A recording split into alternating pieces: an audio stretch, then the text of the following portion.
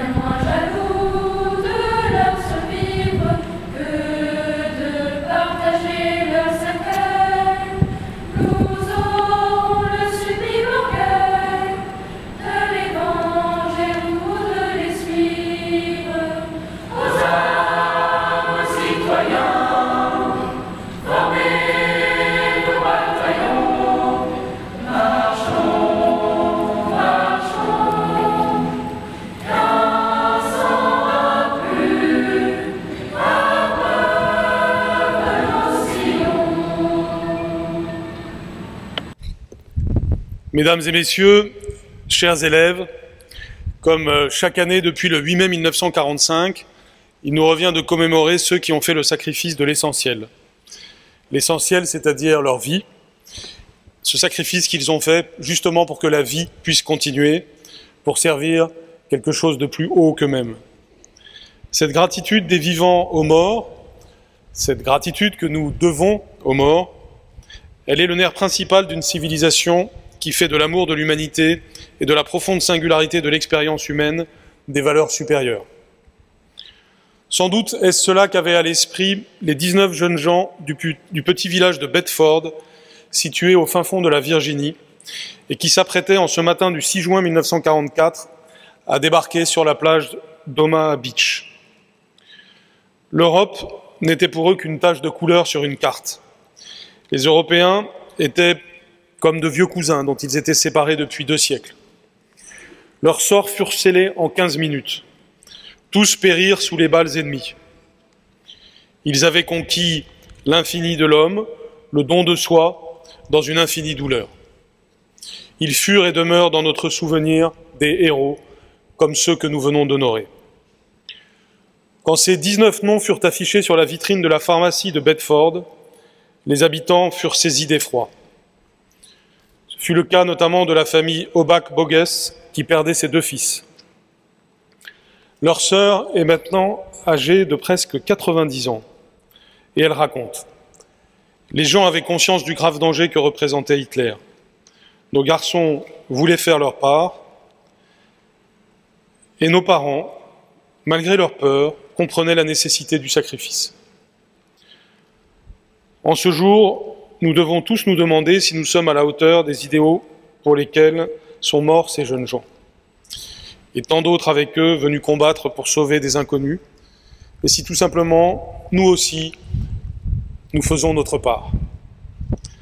À 2 reprises, au XXe siècle, notre continent a eu besoin d'éprouver l'expérience des ruines pour se souvenir des valeurs essentielles que nous partageons et des racines communes qui nous portent. À chaque fois, en dépit de l'océan de douleur qui nous accablait, nous avons réussi à retrouver le meilleur de nous-mêmes et à ouvrir une nouvelle route vers l'avenir. La situation du monde nous y aidait, car l'Europe était encore un continent qui imprimait sa marche. Aujourd'hui, dans un monde qui, à certains égards, est moins favorable, alors que la puissance américaine se rétracte sur le compte mesquin de ses intérêts et que la Chine déploie l'énergie nécessaire pour que l'histoire ne se fasse plus sans elle, le désastre, le chaos et la violence ont encore des amis et des relais en Europe. Ici, dans cette cour du ministère de l'Éducation nationale et de la jeunesse, nous devons nous promettre que nous ne céderons jamais rien aux passions destructrices qui abaissent l'homme à ce qu'il a de plus bas et de plus vil, à ces passions destructrices qui en réalité sont synonymes de mort. Ce serait nous éloigner des valeurs fondamentales de la République et des valeurs fondamentales de l'école. Ce serait tout simplement perdre notre trace et trahir la mission qui nous est confiée. En effet, chaque matin, ne l'oublions pas, chaque élève qui se présente à la porte d'une de nos écoles est un élève de l'humanité. Un élève qui veut être tout simplement chaque jour plus humain par les savoirs qu'il reçoit. Aux ruines, nous opposons ce beau mot d'instituteur qui, selon la racine latine, est celui qui fonde, celui qui institue, celui qui redresse et qui relève. Vitam instituere, instituer la vie. L'instituteur apprend aux élèves moins à vivre ensemble qu'à grandir ensemble, et ce faisant à vivre ensemble.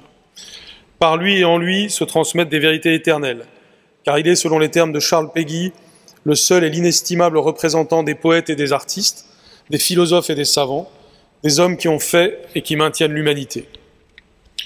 Dans notre vénérable maison, partout et sur tous les territoires du pays, nous postulons le meilleur qu'il y a en chacun des enfants que nous accueillons. Et nous sommes comme des jardiniers consciencieux. Nous faisons fructifier leurs talents pour qu'ils éprouvent le sentiment le plus digne que puisse éprouver un être humain, le bonheur de recueillir les justes fruits de son travail et la légèreté inestimable d'avoir confiance en soi, la joie puissante de faire confiance aux autres. Le lieu du professeur, et par conséquent de nous tous, de tous les personnels de l'éducation nationale, c'est de ressentir cette fierté d'avoir mené l'enfant des ténèbres de l'inculture à la lumière de la raison. C'est le sens profond que nous donnons au mot de progrès. C'est le sens aussi que nous devons donner au mot que nous commémorons aujourd'hui, la victoire. La victoire de l'humanité sur la barbarie, la victoire de l'humain sur l'inhumain, la victoire tout simplement de ce en quoi nous croyons, l'émancipation de l'homme par le savoir et par les valeurs, ces valeurs qui fondent notre République, la liberté, l'égalité, la fraternité. C'est le sens véritable qui a poussé tant et tant d'instituteurs et de professeurs dans les rangs de la résistance. Ils ont souvent subi le martyre pour que ne soit pas rompue la chaîne spirituelle que nous formons. Nous pensons donc aujourd'hui aux soldats français et étrangers qui sont morts pour la France. Nous pensons aux résistants, et particulièrement aux résistants issus de l'éducation nationale qui ont si bien illustré nos valeurs. Nous sommes fiers d'eux.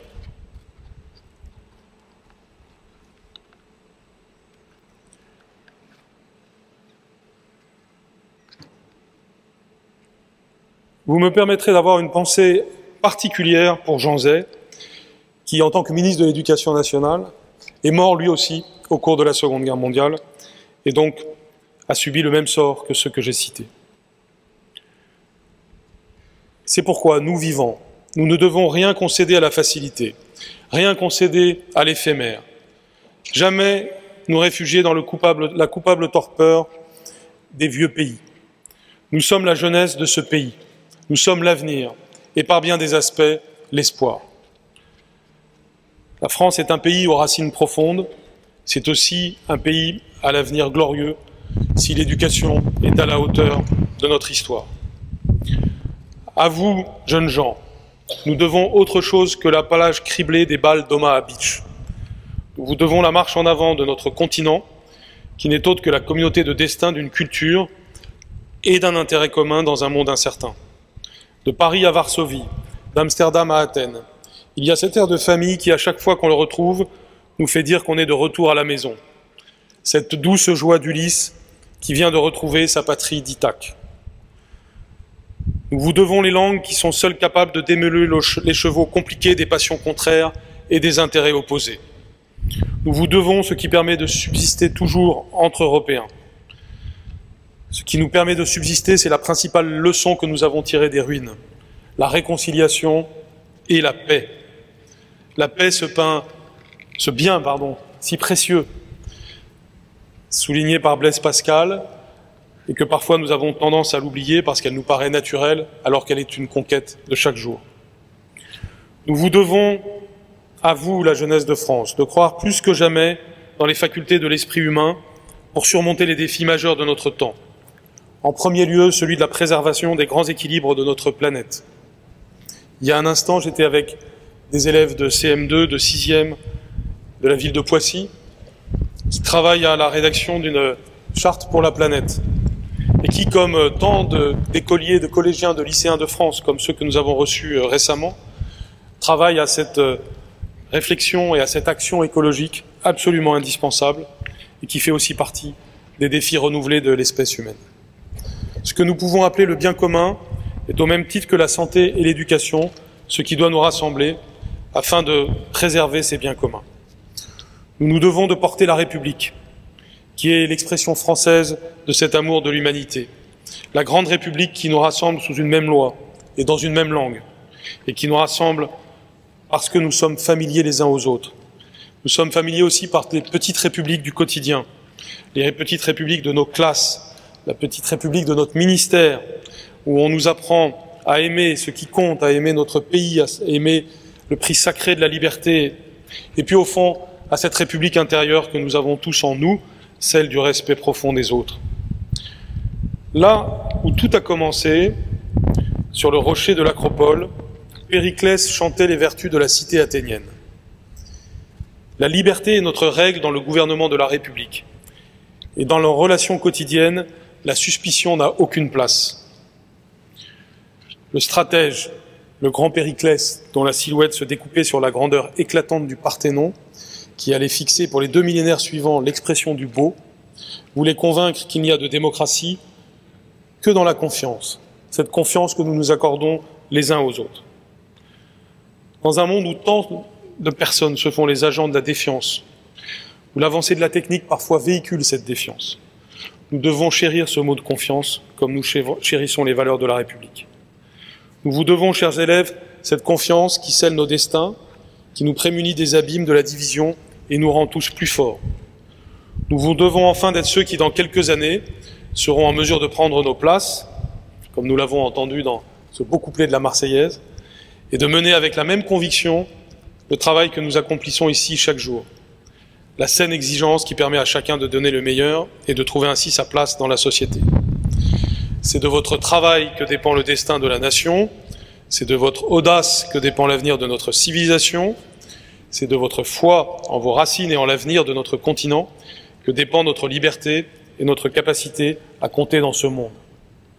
C'est pourquoi il y a un couple entre le jour d'hier, le 8 mai, qui fête la libération, et le 9 mai, où nous fêtons l'Europe. Rendons donc hommage à ceux qui sont morts pour nous en demeurant toujours fidèles à nos devoirs, et rendons hommage aux vivants, à vous toutes et à vous tous, qui œuvrez pour l'avenir et pour un beau présent. Vive la France et vive la République.